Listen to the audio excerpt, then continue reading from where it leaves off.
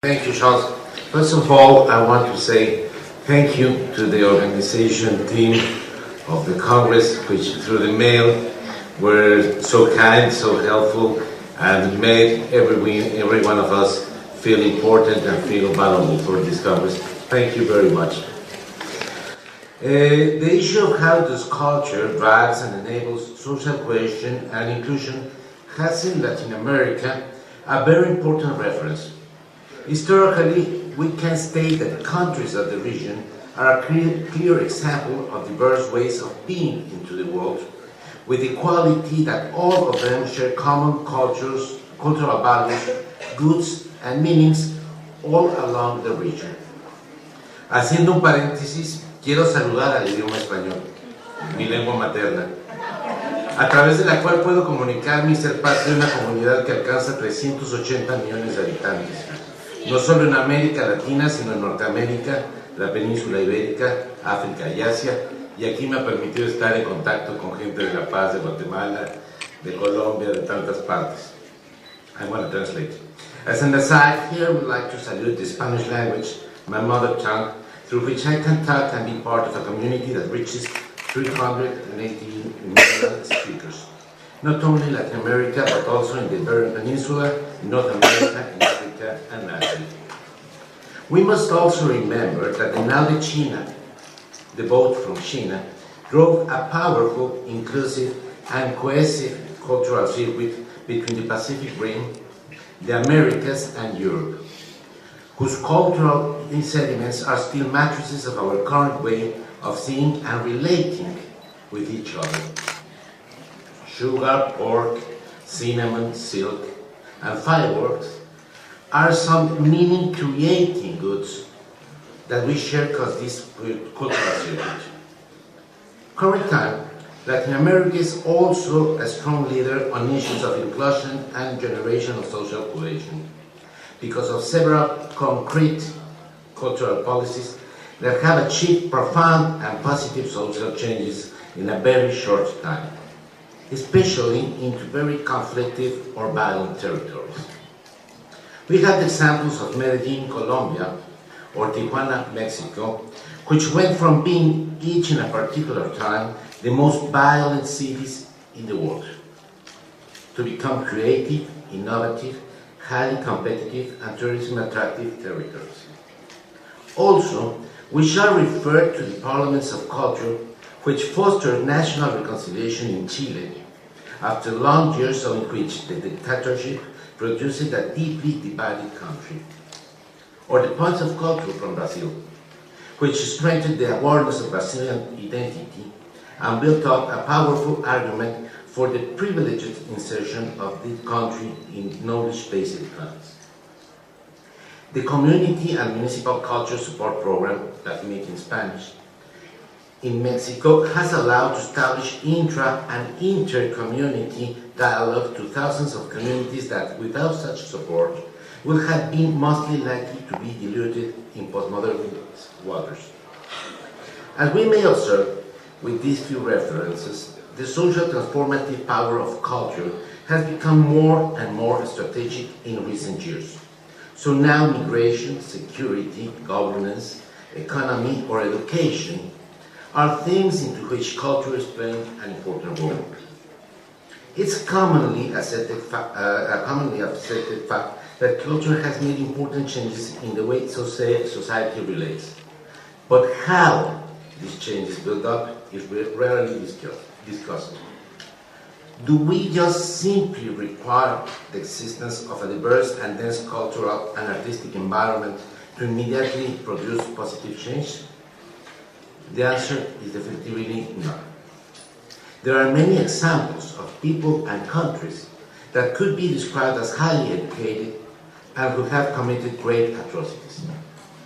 For example, only a few days ago I read that the dictator Augusto Pinochet personally brought together the largest private library in Latin America with 55,000 books. So then, which is good?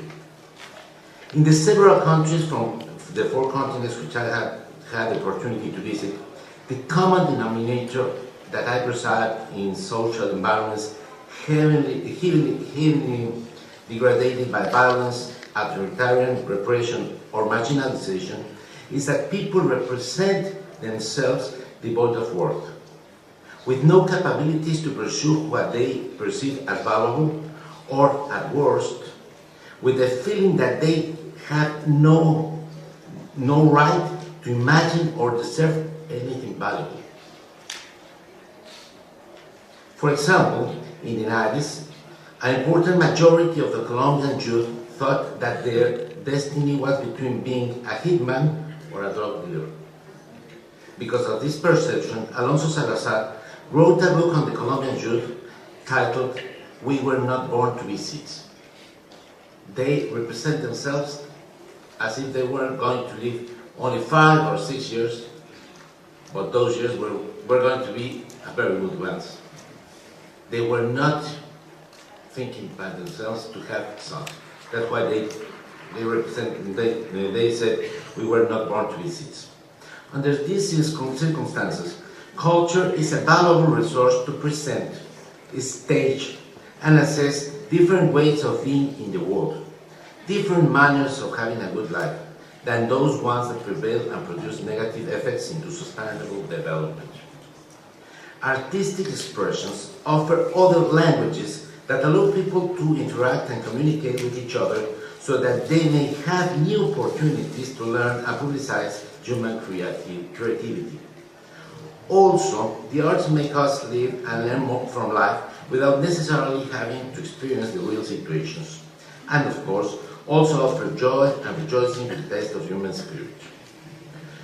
Cultural heritage is testimony of the most creative ways to solve problems of the human relationship with the environment that we have built over the centuries.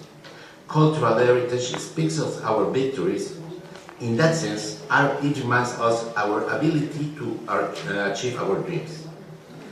In particular, the intangible cultural heritage provides highly significant elements in the process of improving the social life because it's closer to the needs and people's everyday interactions.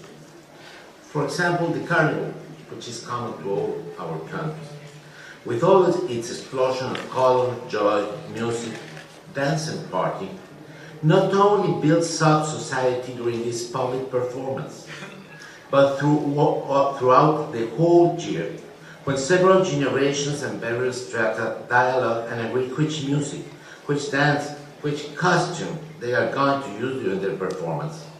By talking, eating and dancing together, they learn of values and heritages existing in their community. Meanwhile, they practice for the carnival celebration day. They share news on who was married, who has separated, who was born, and who has passed away, which is an easy and natural way for generating cohesion and also validating the inclusion of newcomers. I must remark that these processes may be built up through all the cultural expressions or the artistic disciplines. What really matters is to comprehend what is meaningful to the people and appeals them to interact.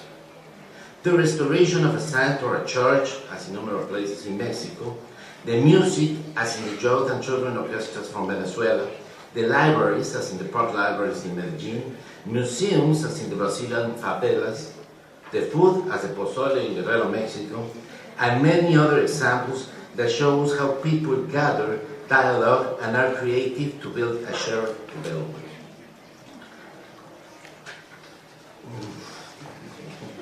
On the other hand, culture also opens for non-confrontational interaction between authorities and citizens. For example, in Mexico, we developed a very successful program that registered artifacts in various religious sites, interacting with traditional and religious authorities that turned out to be highly positive for improving the public image of the police, forces, and it also opened the door to the governmental institutions to introduce into those same communities public health and social development benefits. However, all these results are not the eventful product of a kind of protective law of good culture itself. To promote culture as a governmental policy for sustainable development, It's fundamental to professionally identify and execute cultural policies based on a very extensive diagnosis that make it clear how the complex cultural system is articulated into a specific society, in order to identify relevant actions which may be appealing and help to produce a new sense of development to the target community, to be executed not only by the cultural institution, but by all the governmental institutions as a fully justified sustainable development action. Are only the artists and the creators the central target community for cultural policies? The answer is again a resounding no. If we recognize that all people can name the right to culture as a human right, governmental cultural policy shall empower the full exercise of the right by all the people. In developing the 10-year cultural plan of Medellin, and later in my similar work with Barranquilla and Bogotá authorities, and along the process of the cultural laws into which I have worked, most of our discussions were about who primarily should have access to development resources and cultural promotion. And the answer keeps being that the central beneficiary is the person that resides in the territory under the jurisdiction of the authority, without the need of any other status of membership in a guild or of a specific type of creative status.